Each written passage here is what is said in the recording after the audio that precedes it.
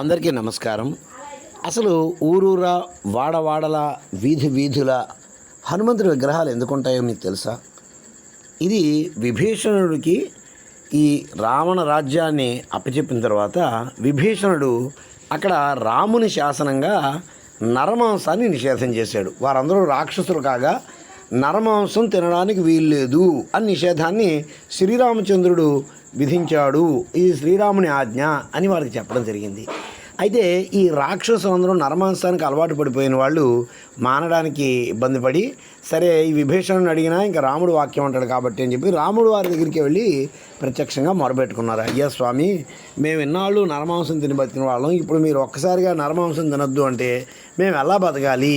మాకెంతో కొంత అవకాశమైనా కల్పించండి అంటే ఆయన ఏం చేశారంటే, సరే అయితే మీరు పని చేయండి, మీరు ఎక్కడైనా తినండి నరమాంసం, కానీ హనుమంతుడు కనిపిస్తే మాత్రం ఎట్టి పరిస్థితుల్లోనూ తినొద్దు.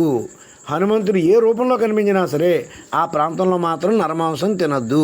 ఈ ఒక్కటి పాటించండి చాలు అని వారికి వరాన్ని ఇచ్చాడు. ఇచ్చి అదే విషయాన్ని హనుమంతుడితో కూడా చెప్పాడు. హనుమాన్, నేను ఈ వరాన్ని ఇవ్వాల్సి వచ్చింది, అందువలన నరుల్ని రక్షించే బాధ్యత ఇంక నీది. నేను నరహరినే కావచ్చు, నరులను రక్షించవలసిన వాడు నేనే, కానీ ఆ బాధ్యతని ఇప్పుడు నీ భుజస్కంధాల మీద వేశాను. అంచేత ఎక్కడ ఏ ప్రాంతంలో అవకాశం ఉన్నా సరే నువ్వు ఆ ప్రాంతాన్ని నువ్వు ఆక్రమించు అని చెప్తే అప్పుడు హనుమంతుడు ఏం చేశాడంటే, ఇంకా అక్కడి నుంచి ఎక్కడైనా ఏ చిన్న రాయి కనిపించినా అందులో హనుమంతుడు ప్రవేశించడం మొదలెట్టాడు. అలా హనుమంతుడు ప్రవేశించడం ద్వారా ఆయా ప్రాంతాల్లో నరులకు రక్షణ కలగడం మొదలెట్టింది.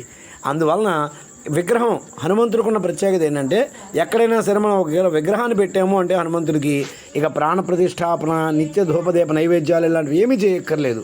ఆ విగ్రహం పెట్టేసరికల్లా హనుమంతుడు దాంట్లోకి వచ్చేసి సాక్షాత్కరించిపోతాడు.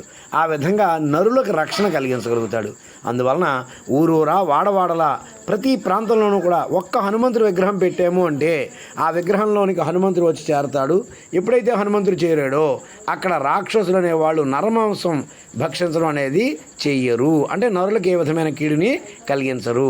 ఇదన్నమాట అక్కడ ఉన్నది. అందువలన ఎంత వీలైతే అంత, ఎన్ని వీధుల్లో వీలైతే అన్ని వీధుల, ఎంత ఎత్తుల్లో వీలైతే అంత ఎత్తులుగా శ్రీ హనుమంతుని యొక్క విగ్రహాలని స్థాపించి వీధులన్నింటినీ కూడా ఈ రాక్షస బాధ నుంచి, భూత ప్రేత పిశాచాల నుంచి రక్షణ పొందవచ్చు అన్నమాట. ఇది దీంట్లో ఉన్న ఆంతర్యం. అందువలననే ఈ దేశవ్యాప్తంగానే కాదు, ప్రపంచవ్యాప్తంగా కూడా ఎక్కడ ఇంచుమించు సమస్యలు ఉన్నా సరే నరులకి అక్కడ హనుమంతుడి విగ్రహాన్ని చేస్తూ ఉంటారు. జై వీరాంజనేయ, రామభక్త హనుమాన్కి జై.